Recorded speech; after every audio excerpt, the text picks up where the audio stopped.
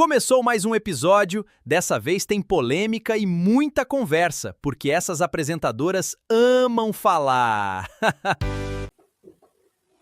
Bom dia, bom dia, bom dia! Começa mais um podcast e para começar, hoje vai ser mais que incrível. Quem vai falar comigo? Quem? Ela, a mais gostosa, a mais doce, a mais amorosa. A Amorinha, vem falar com a gente. Cheguei, Brasil, cheguei. Bom dia, Amorinha. Agora eu tô me achando. Mas você pode. Eu tô me achando. Amora, aquelas Amora bem roxinha, docinha. Fiquei me achando. Se todo mundo vê você roxinha no pé, vai querer arrancar você. Porque você ainda tá verde, né?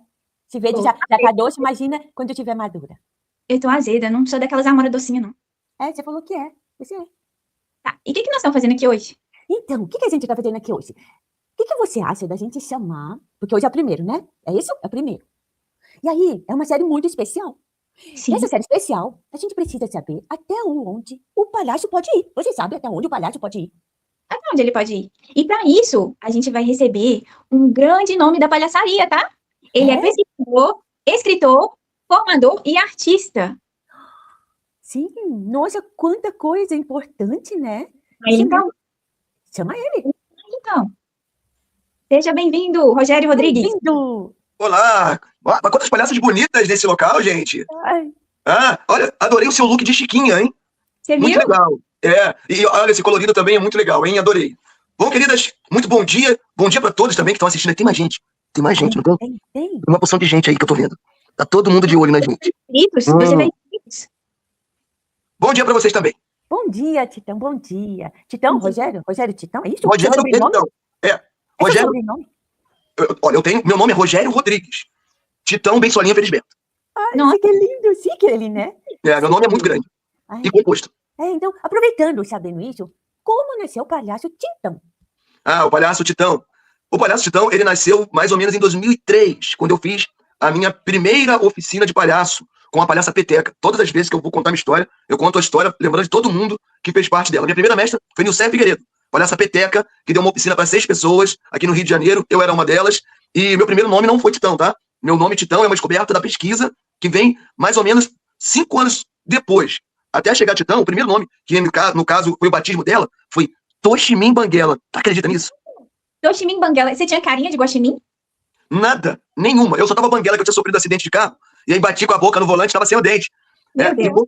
E aí ela pegou o banguela e juntou com a minha admiração pela cultura nipônica, cultura dos samurais. Ela juntou tudo isso que ela tinha informação e me batizou como Toshimim Banguela. Você viu que eu tô aqui em sua homenagem, né? Eu vi, você tá uma gueixa aí. É, você vinha assim porque o povo da direita e da esquerda falou que você era muito cica, amado, assim, do Japão, da China, só não conseguiu puxar o olhinho, né, maninha? Não puxou o olhinho. É. E deixa eu te perguntar, em qual momento da palhaçaria que você percebeu que ela precisava de ser pesquisada, mais estudada, aprofundada? Ah, legal. Então, eu quando fiz essa oficina foi a convite de um Ministério de Arte da igreja de onde eu congrego até hoje, aqui, Igreja Batista Betânia, no Rio de Janeiro. E o líder era alguém amante da arte, muito entendedor da arte, e ele sempre teve um sonho de ter um trabalho com palhaços, mas não um trabalho com palhaços para ficar animando espaços, nem para ficar apenas cobrindo lacunas de eventos. Não, ele queria palhaços que dominassem a arte e pudessem ir pelo Brasil afora. E isso me chamou a atenção, porque eu nunca tinha imaginado que o palhaço pudesse ser uma potência de comunicação como ele passou para mim. E aí começou a minha paixão por descobrir até onde esse palhaço podia ir. E aí, mais ou menos, quando eu me transformei em palhaço em 2003, de 2003 até 2005, eu comecei a fazer capacitações fora, com outros palhaços daqui do Brasil, de fora do Brasil, e trazia para dentro da nossa equipe as informações, e ali eu começava a montar uma metodologia de ensino para eles. Porque o que eu aprendia com mestres de diversas áreas não se encaixava muito na nossa linguagem. Então eu tinha a missão de ir aprender, voltar, sentar, criar uma metodologia e começar a passar. Aí começou a minha caminhada como pesquisador e aprofundador dessa arte do palhaço. Então eu vou aproveitar, vou jogar aqui um gancho. Sim. Segura aí. Conta Peguei. então para nós, né, quais foram as maiores influências na trajetória como artista e como pesquisador? Porque são, né, coisas muito importantes. Conta para nós. Muito legal também. Como artista, eu tive a oportunidade de conhecer muita gente boa. Mas como essa minha vertente, esse meu chamado para palhaçaria, ele tinha a ver com o outro, não com o espetáculo, o que me chamava a atenção não era a capacidade de fazer alguém rir, mas era a capacidade de fazer alguém pensar. Né? Então, a admiração, tanto de um lado do pesquisador quanto do artista, eles andavam juntos, porque eu procurava um palhaço que fizesse palhaçaria profunda, mas que respeitasse aquilo que a gente estudava com os outros mestres, que era ponto pacífico entre eles, que a missão do palhaço não é fazer rir apenas, é fazer refletir. Por isso que o palhaço, na história da humanidade, ele, como povo da corte, já governou com reis, ele já instruiu imperadores, ele já influenciou a espiritualidade indígena, ele já influenciou, através do cinema com Chaplin, a visão sobre a questão mercadológica, industrial e também sobre os ditadores, o grande ditador. Então, assim, o palhaço sempre foi muito instigador de reflexão. E aí, respondendo a pergunta, minhas maiores inspirações. No Brasil, tem 2 palhaços que me ajudaram a organizar a minha ideia. Na verdade, 3. Um é o Márcio Libar, que foi o primeiro grande mestre que eu estudei, que tem uma filosofia de trabalho de descobrir como é que o ser humano se desenvolve a partir da fragilidade, né? O outro é o Cláudio Tebas, que traz uma perspectiva de um poder do palhaço, né? Que é o poder da escutativa, que não transforma só quem é escutado. Inclusive, eu tenho aqui a minha ferramenta de trabalho de escuta. Sempre, quando alguém precisa ser escutado, eu levo ela. Comprei aqui no maior mercadão científico que tem no Rio de Janeiro, que é o Mercadão de Madureira. Tá? A escutativa, ela obriga o palhaço a estar presente. E aí acontece toda a mágica do palhaço. Um palhaço presente gera escutativa, uma escutativa gera um encontro, não uma visita. Então, o Cláudio Tebas me trouxe isso. E a Ana Elvira Vu é alguém que traz toda uma completude. Ela pega isso tudo, junta num pacote, e além de ser uma palhaça robusta, ela é uma pesquisadora muito sensível. E junta isso. Então, Márcio Libar, Cláudio Tebas e Ana Elvira Vu, na questão da pesquisa. E na questão artística, o palhaço que eu vejo, que pega tudo isso e coloca no pacote da cena, é o palhaço chamado Slava Polonin. O Slava Polonin, ele consegue, sem falar, contar uma história. E como é que se fala sem conta uma história sem falar? Estando presente. Tão presente que quem está te assistindo entenda tudo. Com movimentos mínimos, ele conseguia contar uma história. O Slav Snow Show, tá no YouTube, é para mim um grande espetáculo que mostra o poder do palhaço. Que mostra o grande poder do palhaço. De comunicar, mesmo sem abrir a boca. Eu tive uma vivência com eles. Primeiro eu assisti 2 espetáculos, e depois, quando eles vieram no Rio de Janeiro, eu fui convidado a estar com eles por um tempo, e ninguém falava a mesma língua no grupo. Todos eles do leste europeu, cada um de um país, e os convidados, assim como eu, português, que fala português, e ninguém falava a mesma língua, mas todo mundo se entendia. Como fazer uma palhaçaria assim? Imagina chegar na porta de um quarto e apenas com o seu respirar, você passar tranquilidade para quem está ali de te receber. Imagine olhar para dentro do quarto e com seu olhar tão misericordioso mostrar para todo mundo, para o enfermeiro, para o acompanhante, para a pessoa que está acamada, que você está inteiro e deve estar ali com ele.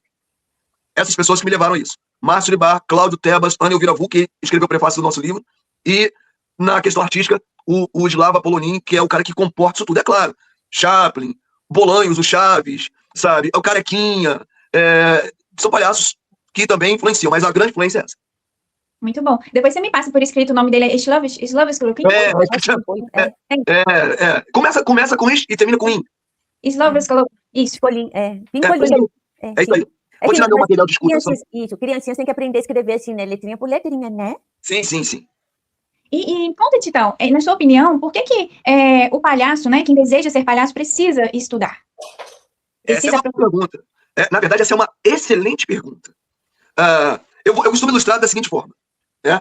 O caminho de um palhaço, ele tem estágios que precisam ser bem vividos para que você possa ter segurança para ser palhaço. Eu costumo falar que o nariz vermelho, por ser a máscara que menos esconde e mais revela, ela não está ali para que você interprete algo. Ela está ali para que você seja algo. E isso é um desafio muito grande. Isso, por si só, já seria um grande motivo de mergulhar profundamente na arte da palhaçaria. Mas eu posso ilustrar de outra forma. Imagina uma pessoa que vê uma foto de um bolo e fala, nossa, que bolo bonito. Esse bolo deve ser gostoso.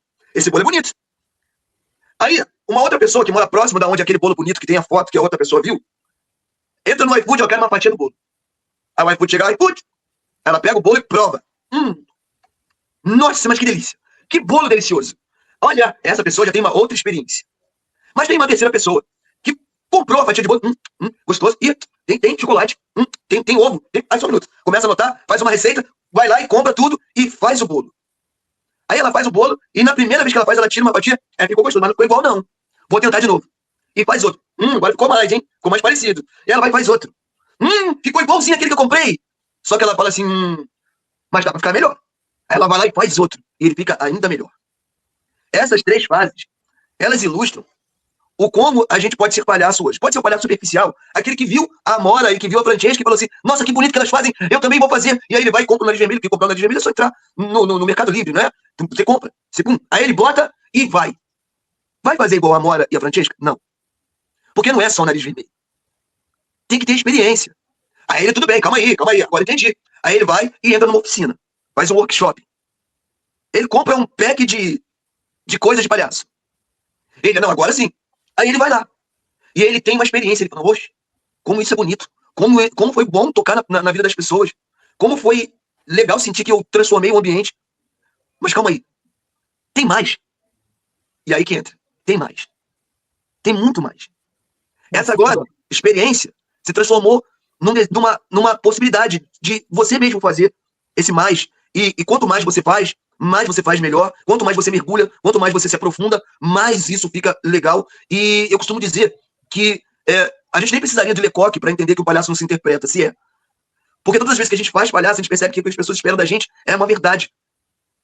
Elas não esperam. Quando alguém vê alguém com o nariz vermelho, a última coisa que essa pessoa de fato espera é que essa pessoa faça uma brincadeira.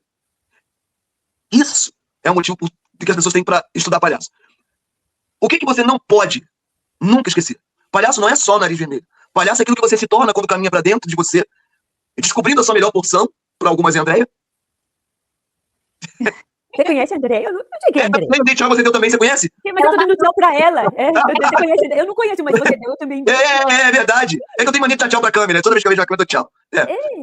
Mania, são muita gente passando. É toque de palhaço. É um Pegadinha de palhaço. paparazzi. Sempre tem um paparazzi. Sempre tem. Então é bom dar um tchauzinho. Vai. Exatamente. Você tá sempre sendo observado. Então, como diz os pinguins de Madagascar, sorria e acene.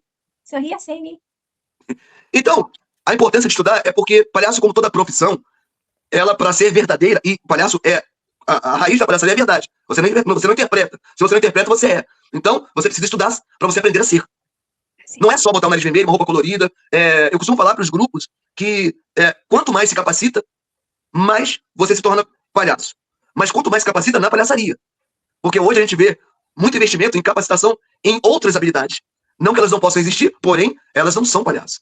E como o palhaço precisa revelar a inabilidade humana, quanto mais habilidade você coloca na frente do palhaço, menos se vem palhaço. Mas ele se esconde. Exatamente. É por causa do tamanho da bolinha? Pode ser. Eu prefiro fazer malabarismo com bola de gude. Sim. Mas como eu tô com 54 anos, agora eu não consigo enxergar direito. Mas eu tô preparando óculos. Sim. Você quer o meu? Olha, se for do mesmo tamanho, porque eu não me importo muito com a lente, não. É muito bonito o seu. Eu acho que você pode me emprestar um dia. Sim, eu mando pra você no coisa. E assim, com tanta coisa importante, nós temos muito o que perguntar, né? E aí, nesse momento que você tá falando das palhaçarias, de tchu, então me conta, nesse momento de até onde o palhaço pode ir, quais são? Existe um limite para o humor? Será? Limite para o humor. Essa pergunta é muito legal, porque é muito importante, na minha humilde visão, que os palhaços entendam que o humor gerado pelo palhaço e o humor gerado pelo comediante tem caminhos diferentes. E aí, mais uma vez, a gente volta na pergunta anterior da necessidade de se preparar. Tem muita gente que usa o nariz vermelho, mas acredita que, fazendo o que um comediante faz, ele está sendo palhaço. E aí começam os conflitos. Né? Eu não vou falar nunca que existe um limite para alguma coisa, mas existe, na verdade, uma consciência do que se é. Se eu sou palhaço, a minha via de comicidade precisa seguir isso. Então eu não posso correr o risco, por exemplo, de, numa visita hospitalar, onde eu devo estar presente, como o palhaço pode estar, com uma escutativa, como o palhaço pode estar, com um olhar misericordioso, como o palhaço pode estar, e me apegar a uma piada referente a alguma coisa que gera dor em alguém, diminuição a alguém. Então, não é que é um limite, mas é um entendimento do que você é e do que você deve fazer. Né? Eu acredito que essa pergunta, ela advém de alguns fatos que aconteceram no nosso país, onde pessoas limitaram alguns comediantes, e eu falo para vocês sem nenhum tipo de temor, né? O comediante em questão que gerou tudo isso, ele faz um tipo de comédia que para mim não gera riso algum, sabe? E eu acho perigoso. E aí, eu trago uma questão. Você conhece alguma patologia chamada comediofobia? Teatrofobia? Existe? Você conte? Não, existe? Mas existe clorofobia. Isso pode mostrar pra gente que nós estamos lidando com uma arte diferente.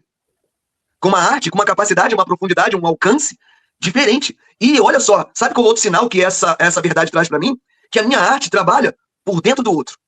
Quando ele ri, e Bergson diz que o riso é punição, se ri do outro por punição, ele caiu. Esse é uma... Então o riso não é um fruto que mede se a gente está, de fato, transformando a vida de alguém. Mas a reflexão, sim. Então eu tenho que respondendo a sua pergunta, que ter muito cuidado. Eu tenho que ter cuidado. Eu não tenho que pensar que o meu cuidado é um limite.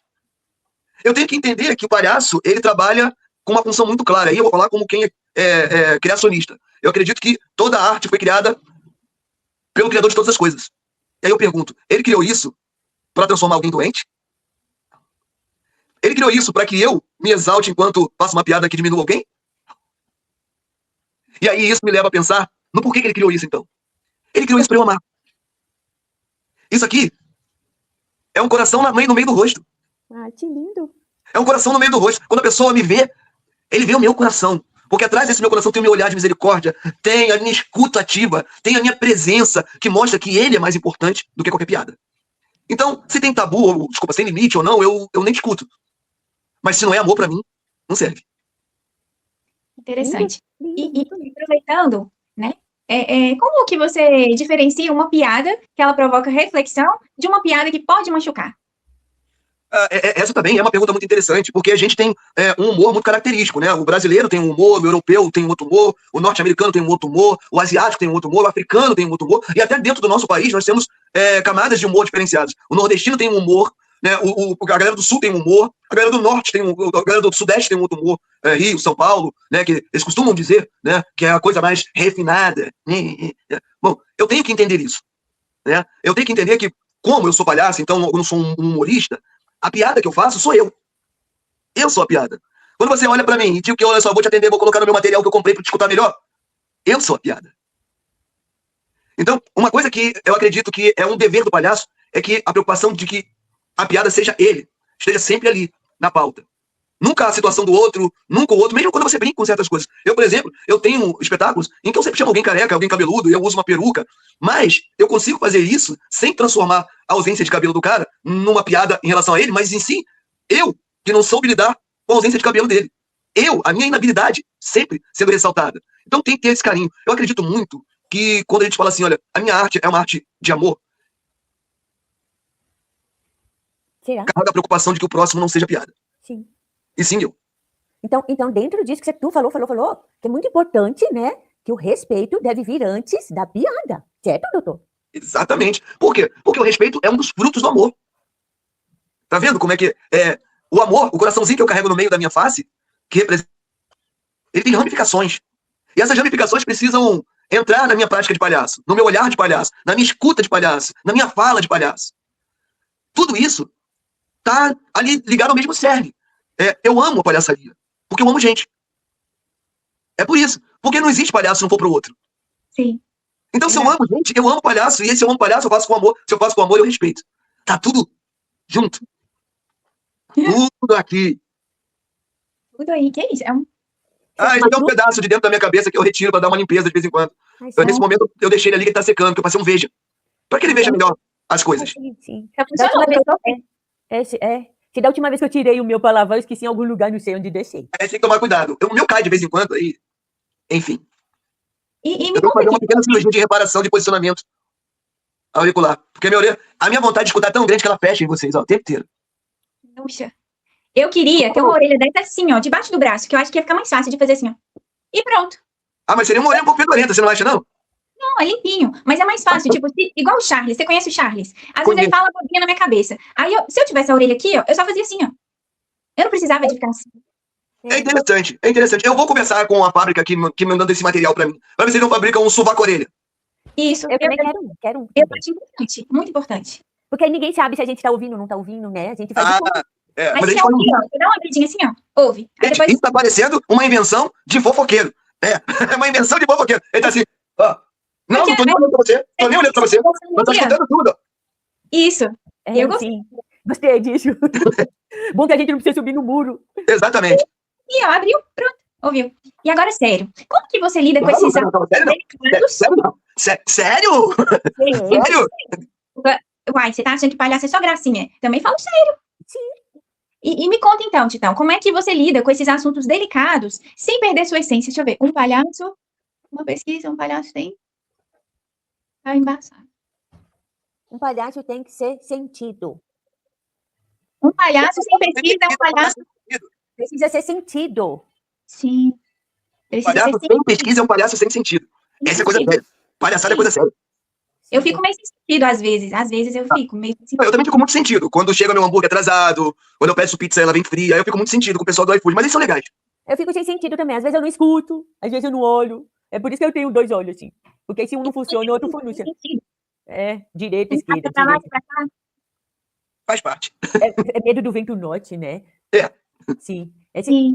Mas fale sério, vamos. Eu estou pronto para coisas sérias. Me conta, como que você lida com esses assuntos delicados sem perder a sua essência? Quais assuntos? Dá um exemplo aí. Assuntos delicados, tabu. Sim. Namoro é Namorar. delicado, né? Se namora, palhaço namora? Não. Eu parece que namoro. Se porque Olha, Olha, eu tô quase casando. Tô quase casando. Então, palhaço namora. Palhaço namora. namora. E casa. E casa. E casa. E tem Bom, casa? Casa porque tem casa? Eu namoro em casa porque eu sou um cara sério, eu sou um palhaço sério. Você tem que ficar namorando só na rua, não, eu namoro em casa. Você tá vendo que ele também é sério? Não é só você, amora. Ele Tá também vendo? é sério. Ele é sério, tá vendo? Ele fala Isso aí. sério. Sério, mas Sobre tabus. rolando. Sobre tabus. É muito importante falar uma coisa. Acho que pro palhaço, o maior de todos os tabus é não ser palhaço. Esse é o maior de todos os tabus. Todas as pessoas... Rogério, não, eu não tenho a menor vontade de ensinar alguém a fazer, a viver.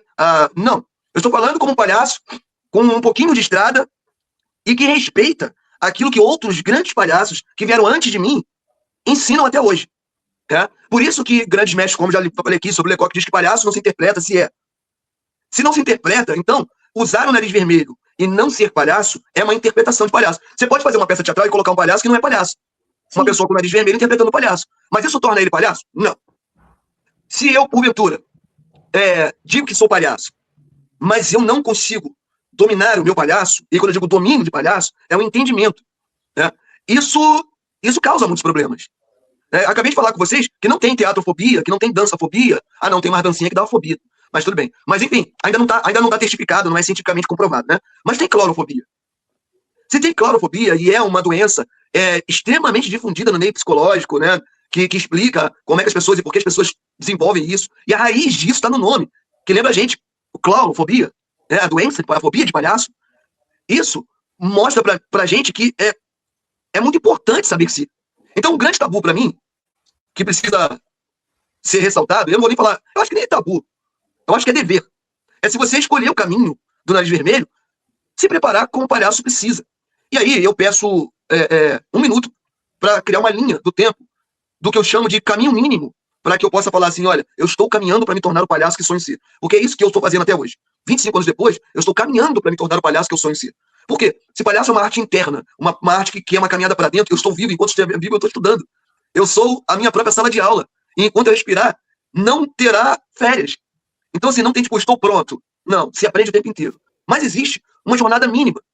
Que os grandes mestres, e não é o Rogério Rodrigues que falou isso, eu não inventei isso, sabe? Carequinha, Arrelia, o próprio Chaplin, as escolas de palhaçaria dos Grimaldis, a galera da Europa que todo mundo, os colombaiones, todo mundo fala, meu Deus, esses caras são os caras, a base da palhaçaria no mundo. Eles ensinam isso. E é a base de como ser palhaço. Eles falam o seguinte, o palhaço tem que saber qual é a sua alma de palhaço, que vai interferir no seu comportamento, no entendimento de como você se comporta na cena, sozinho, com a plateia, sozinho com um objeto, ou você mais uma pessoa, um objeto e a plateia. O tal do jogo que nós falamos o tempo inteiro, que fala muito nas oficinas, o jogo se desenvolve baseado no entendimento particular de cada palhaço do seu comportamento natural. Essa é a alma do palhaço, isso influencia. Qual é a grande crise de muitas pessoas? Gente, eu não vou na visita sozinho e eu não vou na visita com fulano de tal. Por que não? Meu palhaço não se encaixa com fulano de tal. Por que não? Isso é muito preocupante, porque um trabalho de comunhão, que é o trabalho de visitação hospitalar, ele revela resistência e rigidez à comunhão de quem vai fazer ele quando acontece isso. Por que eu não teria condições de fazer com a Amora? Porque a Amora fala muito. Não, só um minuto. Chaplin, vai deitar. Meu cachorro. Ele fala muito também, você viu? Ele fala o Chaplin fala muito. Ele tá me ouvindo falar com vocês, ele quer participar também. Ele é assim, ó, vai deitar. Se ele já comeu, hora do café. Quando essas diferenças acontecem, isso revela que a pessoa que não está conseguindo ir com ou ir só para fazer alguma coisa, ela não tem domínio do próprio palhaço. Por quê? Ela se escora no outro palhaço para ser.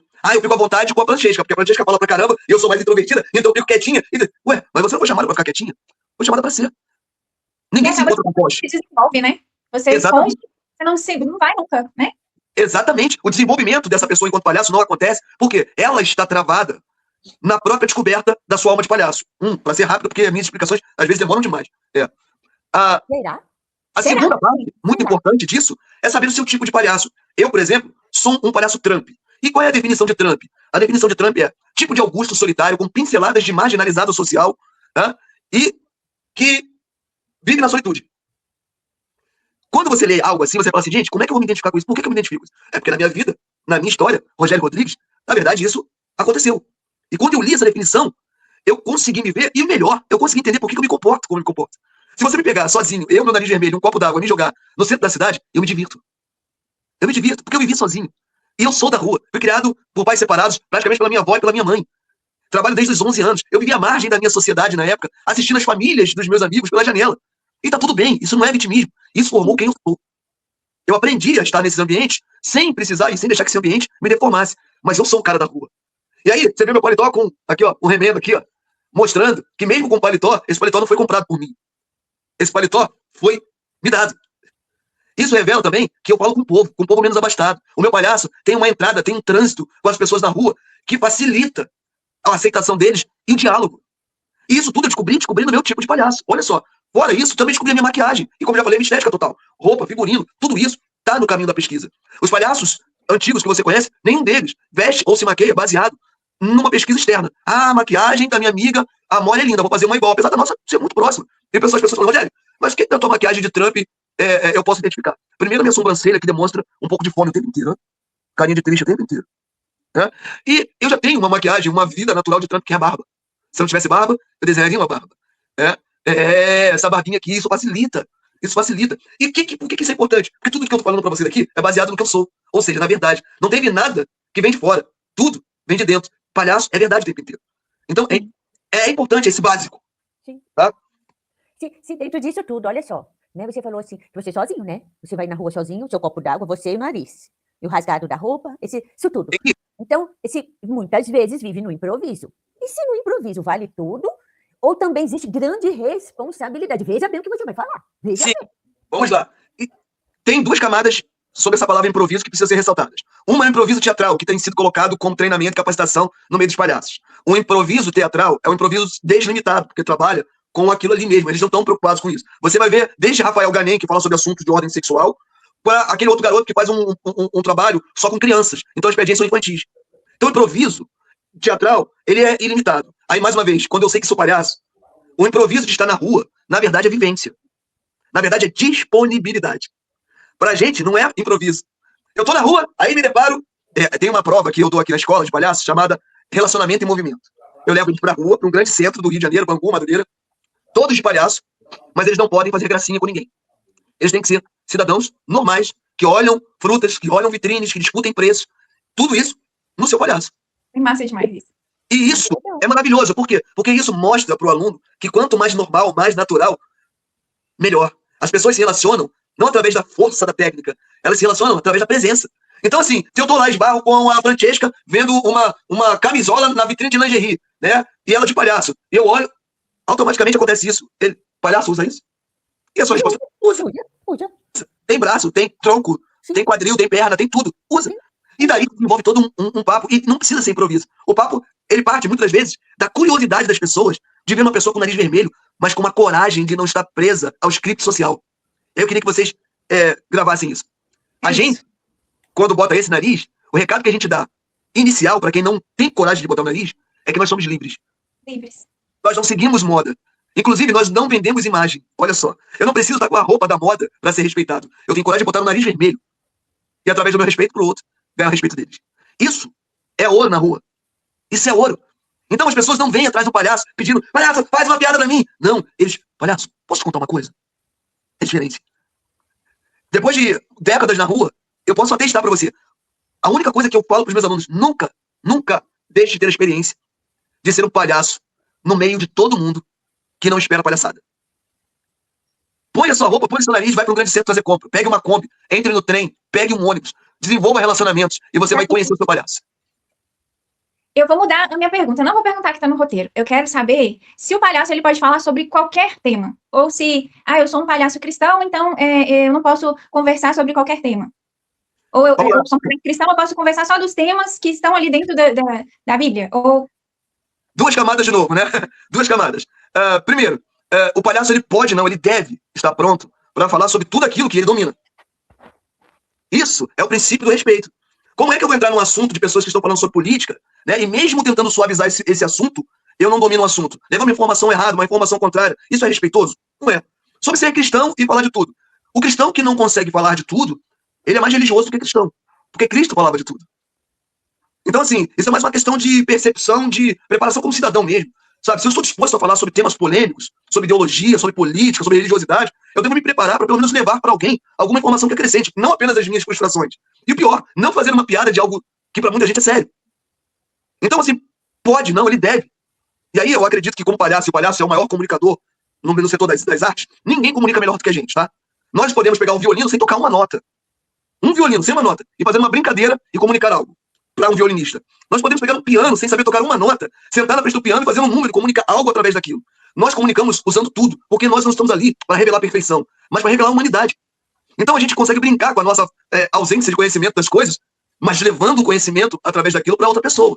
Então, pode-se falar. Pode-se falar de tudo. E se você é cristão, eu acredito que você deve se preparar, porque quanto mais preparado você tiver, mais usado você vai ser. Nossa, muita coisa linda, muita coisa linda. E acho que tudo isso, né, tá ensinando muita coisa para mim. Tô aprendendo muito. E pensando nisso, eu fiquei sabendo, me contaram um mosquitinho pequenininho, que parece que tem um livro. Vocês estão sabendo? Tem um livro aí. E como será que esse livro, né, que virou uma referência para muitos artistas, como será que ele nasceu? Sim, tem um livro. É o primeiro livro de uma série de obras literárias que a gente vai começar a botar para a rua, porque a nossa função, como eu falei, sempre foi de pesquisar, desenvolver, fomentar e compartilhar a arte do palhaço à luz da Bíblia, independente de religiosidade, não é uma coisa religiosa. O nosso caráter cristocêntrico ao olhar para o palhaço é apenas tentando descobrir as virtudes de um palhaço para que a gente possa descobrir quantos outros efeitos bons, além do riso, a gente pode levar dos nossos encontros. E falando da dramaturgia parabólica dos Cláudio de Barro, que é o livro que está na pré-venda, sabe que palhaço é duro, né? Nós somos duros, nosso bolso é furado, e para a gente poder editar o livro, a gente abriu uma pré-venda. Né? É bolso furado mesmo. E a pré-venda está aí para quem quiser fazer parte. E falando do livro, esse primeiro livro, ele traz de forma muito carinhosa, muito robusta, comparações que vão ajudar muito aos palhaços que têm encontro com outras pessoas, de forma constante, como quem atende nos hospitais, nas instituições. Por quê? Porque ele traz um paralelo entre o poder do clown de comunicar, muitas vezes sem abrir a boca, e as parábolas de Jesus. Como os dois fazeres se encontram e como esses dois fazeres, assim como na Bíblia, também nos hospitais, podem gerar transformação na vida das pessoas. Só que a gente não fez um livro de caráter espiritual. Nós fizemos um livro onde a gente ensina todo esse conceito, onde a gente destrincha esse conceito, e a gente ainda traz exemplos de exercícios para serem praticados com essa visão. Ou seja, a gente ensina o conceito e prepara na prática. É um livro que é para quem quer ser clown, para quem não quer ser clown. É um livro para quem quer ter desenvolvimento humano, é um livro para quem quer entender a espiritualidade da arte, é um livro que alcança várias camadas de necessidade de quem está perto do nariz vermelho e também de quem não está, mas está perto de gente. Por exemplo, a pessoa que é enfermeira, pega um livro como esse, ela vai aprender sobre como, através da prática do clown, ela pode transformar esse ambiente. E como muitas das vezes, aqueles estigmas que impedem muitas pessoas de fazerem palhaço, que é, eu não sou engraçado, eu não sei fazer gracinha, eu sou muito assim, eu sou muito assado. Isso tudo cai por terra quando você descobre que a verdadeira graça do palhaço é a verdade dele. E quando você junta isso com uma visão cristocêntrica, essa graça humana se junta à graça divina. E aí, o céu é o limite, no tocante à transformação. Essa obra inicial, ela vem com essa responsabilidade de ser um livro de cabeceira, principalmente para quem faz palhaçaria hospitalar. Né? É uma contribuição desses 25 anos, de tudo que a gente viveu, de tudo que a gente experimentou, de tudo que a gente testemunhou e testemunha até hoje. Nós temos os Cláudio de Barro, aqui da Cetrinos, que é a nossa divisão hospitalar. E a gente trabalha, na verdade, não pensando unicamente em quem está sendo atendido, mas a primazia do nosso trabalho é com a equipe. Enquanto pessoas vão visitar os leitos, nós vamos visitar os setores. Nós vamos para os galpões, para os quartinhos onde guardam as vassouras. Nós vamos às pessoas que ficam invisíveis, mas que sem elas, nada daquilo funciona. E mais importante, quando todo mundo vai embora, o palhaço, quando a gente vai embora, são essas pessoas que ficam. E acho que isso é muito importante para a gente. Então o livro fala sobre essas nuances e tem esse alvo. Preparar pessoas que desejam ser clowns para o hospital, para a instituição, ajudar pessoas a entender como os poderes do clown pode ajudar nos relacionamentos humanos e também para quem quer desenvolver uma espiritualidade à luz da arte. Muito bacana. Encantada. Eu estou encantada. Se você pudesse deixar um conselho para quem está começando na palhaçaria hoje, qual conselho que você daria? Comece de verdade. Porque tem vários começos, a gente tem observado vários começos. Outro dia, numa live, entrou um grande líder do Instituto Conta Gotas, São Paulo. E ele, conversando comigo, ele falou de algumas dores que ele tem na trajetória com o grupo dele, no sentido de capacitação. As pessoas estão com muita pressa de ir, sem a preocupação do que estão levando. Então, isso tem trazido já um retorno negativo. Os líderes estão falando, não sou eu, são líderes de grandes grupos. Aqui no Rio de Janeiro, é um grande grupo também, eu prefiro não citar o nome, porque não tem problema. Estava falando sobre o que ele está vendo, ele estava muito preocupado com a infantilização da prática da visitação. E ele é um grande formador. Eu pergunto, se eu sou formador e estou preocupado com o fruto da formação, o erro está na formação. Porque quem procura essas instituições, ou procura os grupos para fazer parte, eu acho muito legal, tem que procurar mesmo, tem que ter essa evidência, não pode esquecer a responsabilidade de se preparar. E nem sempre isso fica no encargo do grupo, tá? Porque tem muita gente jogando essa responsabilidade no grupo. Ah, eu só me capacito quando o grupo traz uma capacitação. Mas eu estou indo na agenda toda semana.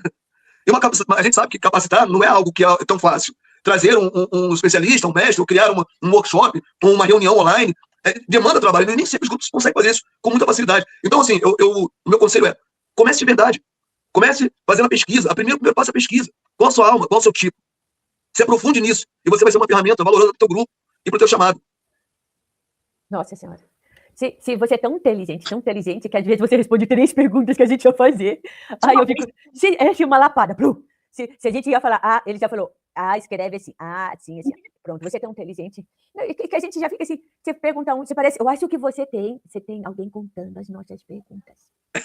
Tem alguém, olha, esse seu ouvidor aí, tá ouvindo aqui. A gente ia perguntar se estudar é importante. Você falou estudar é importante. Aí, antes da gente falar por que estudar é importante, você já falou. Você é muito inteligente. Alguém tá falando nesse seu ouvidor que a gente ia falar, né? Você acha que tem só nessa orelha, mas eu aposto com você que tem uma no sovaco também. Tem uns olhinhos que vem por trás, assim, invisíveis, eles vão lá por trás do telefone e lê tudo que tá na mesa de vocês. Se fofoqueiro, ele gosta da fofoca também, gente, ele adora uma fofoca. Mas tem uma coisa que eu posso ajudar você pra você entender. A gente tá começando um treinamento mês que vem, chamado Antes de Vestir o Nariz. Gente, porque tudo começa antes de vestir o nariz. A gente, esse é um treinamento continuado, ele vai durar 7 meses, são 7 estações, 2 encontros por mês, um presencial e outro online, ou 2 online para quem não é do Rio. E ele vai estruturar toda essa trajetória, porque, assim, eu entendo que a culpa não é da maior parte dos palhaços que estão hoje com o coração cheio de vontade de ajudar as pessoas, indo fazer. A culpa é que nós começamos essa história a partir de experiências que não deixavam muito claro o caminho. Vou dar um exemplo. Há 20 anos atrás, quando os Doutores da Alegria já estavam assim, bem conhecidos, difundidos aqui no Brasil, eu levantei um questionamento sobre o que era feito no hospital, que ainda é muito usado o nome de humanização. Eu, como uma pessoa criacionista, não consigo entender que eu, um ser humano, posso chegar e humanizar você. Porque humanizar é o divino, é o sopro no barro. Isso é humanizar. Mas é claro que só levar o problema, problematizar é fácil. Qual seria a resposta, então? Então eu fui sentar o meu bumbum de palhaço e pesquisar sobre o que de fato a gente faz. E aí veio só o prefixo rehumanizar. Porque rehumanizar é humano. Eu posso andar junto com vocês e no momento em que eu me desvie do propósito da nossa caminhada, vocês possam olhar para trás e escolher e falar assim, não, Rogério, você está se desviando. Meu amigo, é por aqui, lembra como começou? Você está rehumanizando a minha trajetória. Quando a gente fala de hospital, numa pesquisa muito rápida, se você fizer, você vai ver o quanto é doente a população dos servidores hospitalares, do médico ao faxineiro, quanto essas pessoas estão adoecidas. Os estudantes de medicina já saem da faculdade tomando remédio controlado. Essas pessoas vão cuidar da gente. A nossa estada no hospital tem a ver com levar cura para quem cura. O nosso lema aqui nos Clãs de Barra é cuidando de quem cuida. Por quê? Porque a nossa visita dura no máximo 2 horas. O plantão deles, 24, 48, 72. A conta não fecha. Se a gente achar que é só a nossa visita que vai resolver, que vai humanizar o setor, a gente está equivocado. Mas se a gente rehumanizar setores que vão ficar lá 48, 72 horas, a gente consegue mudar a coisa de fato. Então, assim, antes de vestir o nariz. Tudo começa antes de vestir. Isso é muito importante o que você está falando. Isso é tão importante que dá pra gente pensar, né? Que a gente está fazendo pelo outro, mas qual é o meu papel na sociedade? Como eu me sinto, como eu me vejo. É isso que você está falando? Não basta eu fazer pelo outro, eu também tenho que entender como eu me vejo na sociedade. Como o palhaço se vê na sociedade. Esse questionamento, ele tem que ser quase que uma prática de quem faz palhaço. Porque é muito fácil a gente se perder, sabe? O lúdico, ele pode virar uma grande moita. às vezes as pessoas me escutam falando e pensam que eu sou contra o palhaço dançar, contra o palhaço fazer mágica, contra o palhaço fazer malabarismo, contra o palhaço fazer dancinha da trend do TikTok. Não, eu sou contra a pessoa que usa nariz vermelho não ser palhaço. Porque você pode fazer tudo isso sem usar nariz vermelho. Porque, como eu disse no começo do nosso papo, quando alguém olha pra alguém com nariz vermelho, ele espera outra coisa. Espera presença, humanidade. Espera, sabe, uma situação que vai ser uma visita de apresentação performática. Não, vai ser um encontro. E transformações acontecem no encontro. Não numa visita onde é só performance, onde eu só apresento aquilo que eu sei fazer, e aí depois que eu saio, a pessoa vai ter duas ações, que são ações espontâneas, mas que nunca diz o que a gente acha que tá dizendo. Primeiro, o riso. Eu disse pra vocês, o riso é punidor. Ele pode ser um riso de que achou engraçado, mas o riso rápido, de claro. Tá perdendo meu tempo. Vai embora. Chega, pelo amor de Deus. Acaba, por favor. Pode ser isso. Pode. E pode ser também assim, ó. Tchau. Deus, cheiro. Exatamente. Tem gente tendo como termômetro o riso e o aplauso como o fim da missão no hospital. E isso não revela. Isso não revela. Isso pode ser uma ação de quem reconheceu a sua habilidade, e isso não transforma nada, porque uma pessoa que está na cama, impossibilitada de fazer muitas coisas, tem uma visita de quem foi esfregar na cara dela as suas habilidades, isso melhora o que na vida dela? Nada. Essa pessoa quer saber se tem um lugar na mesa para ela ainda. É isso Não que é ela só quer saber. contar piadas, né? Não é só contar piadas. Você tem que sentir, Essa pessoa né? quer saber. Criar uma Muitas das conexão. vezes eu entro com essa orelha e falo, eu não quero fazer piada, eu quero escutar piadas. E boto a orelha. E aí é a pessoa fazendo, jogando. É a pessoa se esforçando para mudar a situação dela. E eu só estou presente. Presente, presente, presente. Às vezes, a grandiosidade que a gente sonha fazer com palhaço nos hospitais está atrelado àquilo que a gente acha que é pouco. Mas é verdadeiro. Bonito, muito bonito isso. Assim, é muita honra ter você. Nossa, é muita honra aqui, né? Poder compartilhar esse momento de aprendizado, né, Maria? Nós estamos tendo uma aula particular. Claro que tem uns aí que estão espionando, escutando aí, né? Mas assim, é uma honra, Titão. Muito, muito obrigada por compartilhar conosco toda a sua experiência, toda a sua pesquisa, sua paixão pela arte do palhaço. É uma honra para o podcast ter um Titão hoje aqui, ensinando um pouquinho do muitão que ele sabe. Porque a gente tem muito para aprender, por isso que tem um livro, né? Sim, a gente... Mas é exatamente isso. Eu acho que vocês também estão... Vocês são um capítulo muito bonito da capacidade do palhaço de expandir conhecimentos. Só um minuto. Chaplin, vai deitar? Cadê um palhaço cachorro em casa? É complicado. Eu adorei o nome dele. Sim. Então, assim, vocês também são um capítulo muito importante disso. Quando eu fiz lá atrás as lives, e eu vi como isso foi legal, e depois outras pessoas fizeram, eu entendi que isso aqui é mais um caminho pelo qual nós podemos mudar a vida de muita gente, sabe? Mas o que falta pra gente talvez seja encontros como esse. Porque sou eu fazendo aqui, vocês fazendo aí, outro fazendo acolá. Nós não temos muitos encontros, apesar dos palhaços se encontrarem apenas para algumas coisas artísticas. São muitos encontros, mas para pensar palhaço é muito difícil. Então eu que agradeço, para mim é uma honra estar aqui. A honra é nossa. Honra é nossa, né, Morinha? Esse episódio faz a gente refletir. E a gente só tem que agradecer a oportunidade, né, de rehumanizar, de estar aqui aprendendo, vivendo, para poder, então, sentir lá fora. Porque aqui é fácil falar, né? Na frente desse público, assim, online. É muito fácil. Mas ali, no tete-a-tete, 8 horas, não é tão assim, né? Porque você tem que falar com a alma. E aí você falou muito bem, ensinou muito bem. Então, esse podcast tem, só agradecer o seu tempo, né? O seu conhecimento. E aí eu digo para todos aqueles, né, que gostaram desse episódio, que aproveitem para refletir, que compartilhem, né? Compartilhem com todos os artistas, estudantes, apaixonados pela palhaçaria, porque o que você falou é muito importante, muito importante. Aí vai ajudar muito a caminhada de quem está começando e de quem já começou, igual nós, já começamos. Mas a gente já começou, agora aprendendo um pouco mais. E é isso, né, Moria? Fala aí você, Moria, fala. Obrigada por tudo, por esse bate-papo, por tanta coisa boa que você ensinou pra gente, né? Transmitiu aí. Eu acho que tem muito mais ainda que a gente ficou com vontade de ouvir, de aprender, mas o tempo tá curto. E a gente com certeza vai marcar de novo, né? Porque tem muito assunto polêmico pra gente destrinchar. Então já deixa aí reservado, porque a gente vai chamar de novo. Quando tiver polêmica, pode me chamar, que polêmica é com a gente mesmo. Toda hora de polêmica, toda hora. E deixa aí, conta aí, né, Moria? Pede pra ele escrever aí, falar o nome do palhaço. Aqui, ó, o nome do Instagram dele vai estar aqui. E aqui do outro lado vai estar o livro, onde que vai comprar o livro dele. Nossa, eu sempre quis falar isso. O editor que se vire para colocar onde que eu apontei. E é isso, né? Então é isso. Obrigada. E roda a vinheta. E o que mais? Pão de Quest. Um abraço. Beijo. Com café forte, um pão na mão. A gente ri curtindo o som. Vamos, gente. Curte, comenta e Viagem compartilha. na boa conversa. A alegria alegria nunca cessa.